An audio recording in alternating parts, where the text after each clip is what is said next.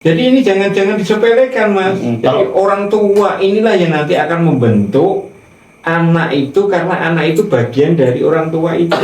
Ya. Sifat itu genetik roh, bukan genetik fisik. Gitu. Makanya kalau orang Jawa itu katanya itu kacang ki ora ninggal anjana.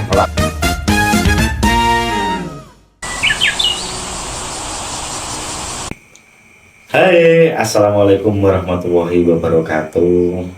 Salam sejahtera untuk kita semua. Om Swastiastu, Namo Buddhaya, salam kebajikan. Masih bersama kembali di channel kita yaitu Obrolan Wong Bodo, dan masih bersama narasumber yang sangat luar biasa sekali, yaitu Mbah Agus. Selamat malam, Mbah Agus. Selamat malam, Mas Joko. Nah, kita di sini nanti mau membahas lagi nih, Mbak, tentang mekanisme roh. Nah, mekanisme roh yang kemarin, Mbak, ini banyak sekali teman-teman yang bertanya, Mbak, kenapa banyak sekali anak-anak itu yang terlahir dengan cacat dari lahir itu loh, Pak. Nah, cacat dari lahir itu yang mungkin langsung dari lahir itu ada yang langsung power syndrome, keterbelakangan mental, kecacatan dari lahir di situ. Bahkan setelah dewasa itu ada yang menjadi LGBT itu loh, Pak. Ya, tahu ya di situ. Ada juga setelah dewasa itu dia menjadi seorang waria di situ. Nah, menurut pengetahuan itu bisa nggak dijelaskan tentang dari mekanisme roh itu? Kira-kira pengetahuan di situ ya. Oke, biar nanti dijawab ya, biar teman-teman itu nggak penasaran dengan ini tadi loh, Bang. Ini banyak sekali masalah teman-teman yang ngobrol sama saya itu, yang tanya itu sama saya itu banyak sekali. Mohon dijelaskan, Pak. Oke. Ini, Mas, jadi memang itu nanti yang harus kita sikapi, harus kita pelajari agar kita nanti juga bisa menurunkan intensitas tentang kelahiran-kelahiran yang tidak normal.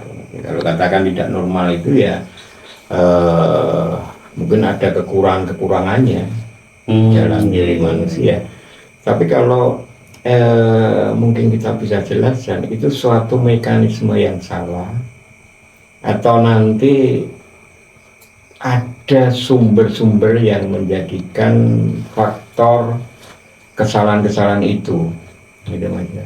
Sebenarnya pembahasannya kita harus mempelajari dulu tentang yang kemarin kita jelaskan tentang bagaimana roh dengan komponen-komponennya, dengan sistematiknya, dengan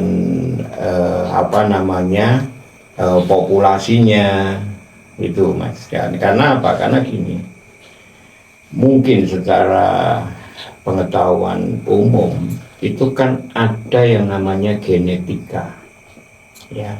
Mungkin genetika itu secara umum kita bisa mempelajari memang dari genetika anak itu dari genetika orang tua, kan itu ya. Ya, di sini secara genetika itu pasti juga bagian-bagian anak itu juga milik dari bagian-bagian orang tua, gitu. Makanya, tapi kalau di sini itu secara fisiknya, Mas, ya. Iya. Makanya kalau kita akan menceritakan tentang mekanisme genetika roh. Jadi mungkin secara pengetahuan roh pun juga bergenetika. Karena kita ceritakan kemarin bahwa adanya kita atau generasi anak, mungkin populasi anak itu juga karena adanya orang tua, yang kemarin sudah kita ceritakan adanya sikut itu tadi. Ya, sikut itu secara mekanisme ya komponen dari atau genetika dari orang tua laki-laki dan orang tua perempuan. Jadi sikut itu kalau mungkin kita perbesar itu ya isinya sudah bagian-bagian dari orang tua laki-laki dan orang tua perempuan. Dan secara tidak langsung sikut ini nanti menjadi sumber materi, ya, dan juga menjadi sumber rohani, gitu, Mas.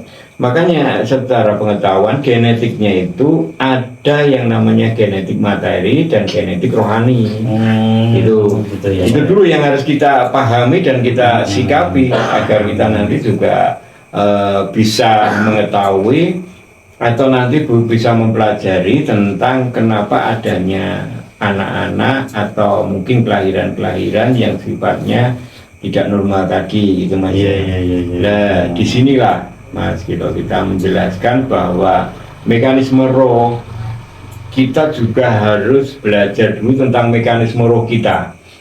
Jadi mekanisme roh kita yang kita ajak secara sosial, kita ajak secara kehidupan, itu roh kita itu bagaimana? Dalam arti bagaimana itu, apakah roh kita itu ada dosa, ada kesalahan-kesalahan, terus nanti ada keburukan-keburukan yang dilakukan, karena sumber-sumber keburukan-keburukan atau kesalahan-kesalahan atau dosa-dosa kadang-kadang kita tidak menyadari, ya. Tapi padahal itu kalau kita bisa katakan itu akan bisa menjadi genetik roh tadi, dan bisa menjadi suatu mekanisme, Mas, gitu loh ya. Karena ini saya katakan itu. Ini suatu sistem ya Mas ya. Iya. Sistem itu berarti intinya apapun yang namanya sistem, tapi tetap ada kelanjutan atau mekanisme itu tadi. Makanya kalau mungkin saya katakan itu di dalam mekanisme roh, karena adanya mungkin kesalahan-kesalahan atau roh tadi yang melakukan kesalahan, entah itu dari bapak, entah itu dari ibu, maka bertemulah dua roh itu menjadi satu, yaitu anak tadi. Nah, di dalam anak itu nanti juga isiannya tetap genetik ibu dan anak, dan itu pun juga menjadi sifat yang dilakukan ibu dan sifat juga yang dilakukan bapak, itu Mas. Makanya di sini pun juga antara sifat bapak dan ibu tadi itu nanti menjadi satu dan menjadi suatu populasi roh baru. Makanya isian roh baru itu nanti tergantung, kalau banyak salahnya atau banyak tidak benarnya, nanti anak itu akan menjadi suatu bentuk yang tidak normal itu. Berarti juga aneh ya Mbak ya, kalau berarti roh itu juga bisa terkontaminasi ya berarti ya. Oh iya, makanya kalau kita mempelajari tentang kontaminasi atau roh yang terkontaminasi, makanya kita mempelajari dulu tentang awakmu atau diri kita, dengan sumber-sumber tentang kontaminasi itu. Ini Mas ya, dalam arti sebenarnya saya itu sudah terkontaminasi oleh orang tua kita. Yang terkontaminasi bagaimana? Terkontaminasi tentang sifat-sifat, ataupun nanti kalau kita perjelas itu sebenarnya panjang ya Mas ya, karena kontaminasi itu kan kemurnian roh yang diberikan Tuhan terhadap diri manusia. Itu karena roh itu nanti berhubungan dengan dimensi-dimensi roh. Ya, mungkin ada keilmuan, mungkin ada dosa, kesalahan, atau karma. Itulah nanti yang mengkontaminasi roh.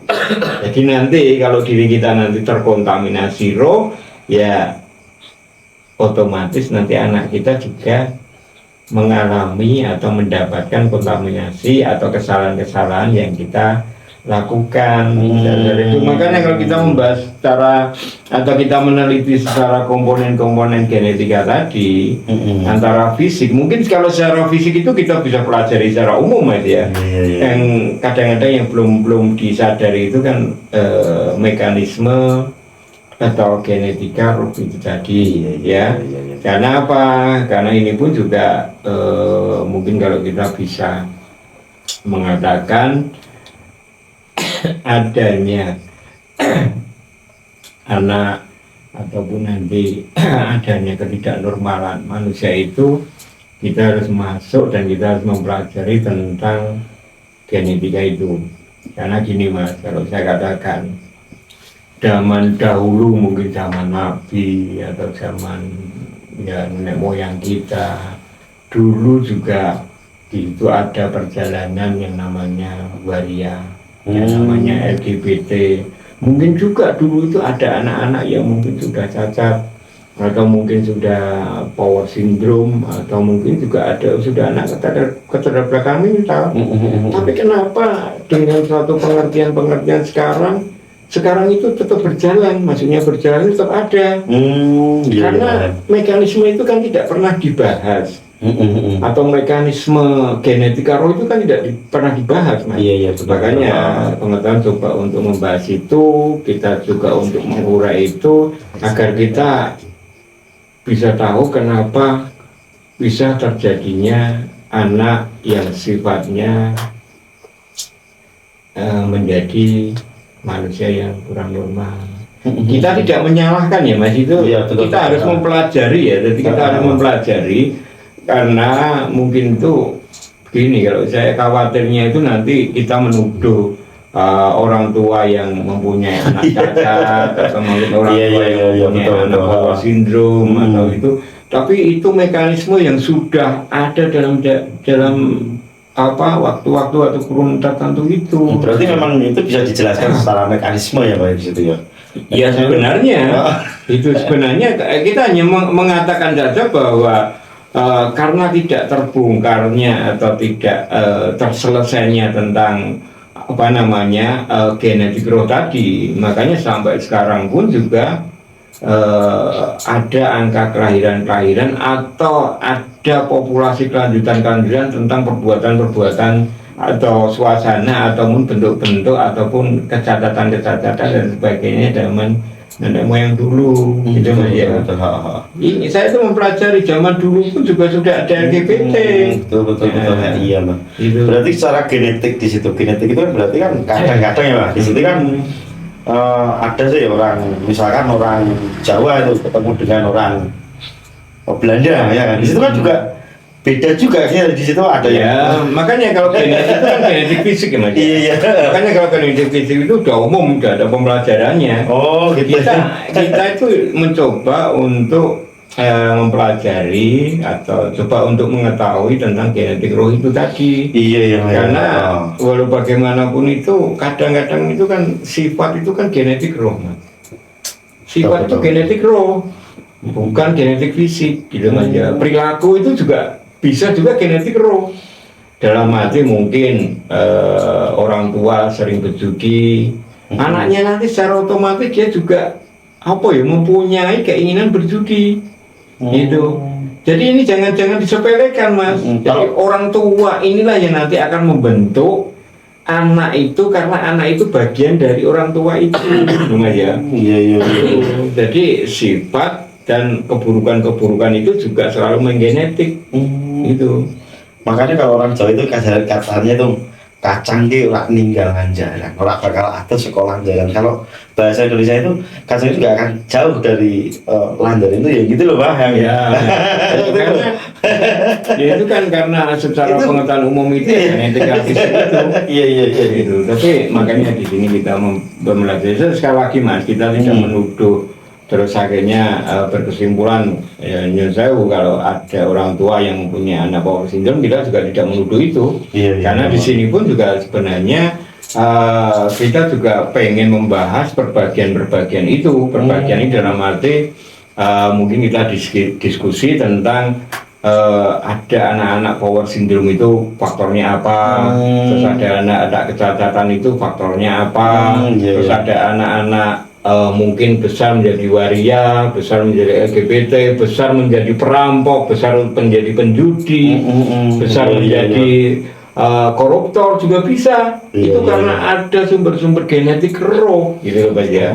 Kalau kita jelaskan, makanya di sini pun juga kenapa tidak berhentinya, dalam arti berhentinya mungkin kalau kita katakan keburukan itu karena ada genetik roh. Kita hanya bisa menjelaskan genetik roh itu dulu.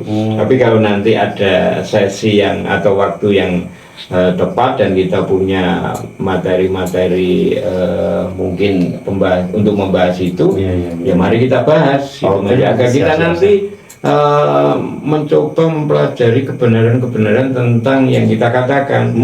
Apakah benar ada genetik roh bisa menjelaskan ya? Karena ini kan suatu bentuk yang tidak bisa diperjelaskan secara materi tadi. Gitu, Betul.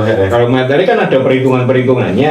Iya. Mungkin secara genetik mungkin lewat darah dan sebagainya itu kan bisa. Betul. Tapi kalau roh itu kadang-kadang kan sulit. Tapi di sini kita untuk mencoba untuk agar kita itu mencari kebenaran, benar nggak sih ada genetik roh itu gitu Mas ya. Karena di sini pun juga nanti ada suatu mekanisme yang harus kita jelaskan. Gitu. Kita mau prihatin dok, kenapa tidak berhentinya perilaku manusia yang sifatnya dari dulu ada, ya Mas ya. Itu makanya di sini kita coba untuk mengurai tentang genetik roh. Gitu ya. Mbak. Kalau secara ilmu kedokteran zaman sekarang Mbak, itu katanya ada ya Mbak, ini ada yang suka minum, misalkan minum alkohol tuh, minuman keras. Ada yang suka minum terlalu obat berlebihan, itu juga bisa menyebabkan seperti itu juga enggak Mbak? Katanya loh ini Mbak, saya juga nggak tahu nih sebenarnya itu. Ya itu menurut pengetahuan ada nggak mekanisme dari roh itu? Itu kadang-kadang kan ada faktor-faktor psikis atau seseorang ya.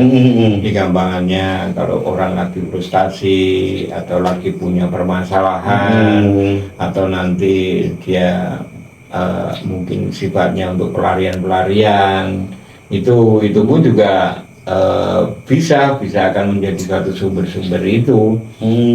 Bisa menjadi sumber-sumber genetik roh lanjutan kalau memang dia nanti tetap melahirkan suatu populasi atau keterusan itu namanya.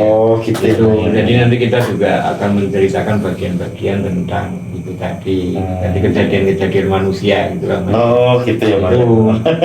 Jadi intinya kalau kita pastikan dan kita mau mengurai secara luas, ya yuk kita mempelajari genetik roh itu.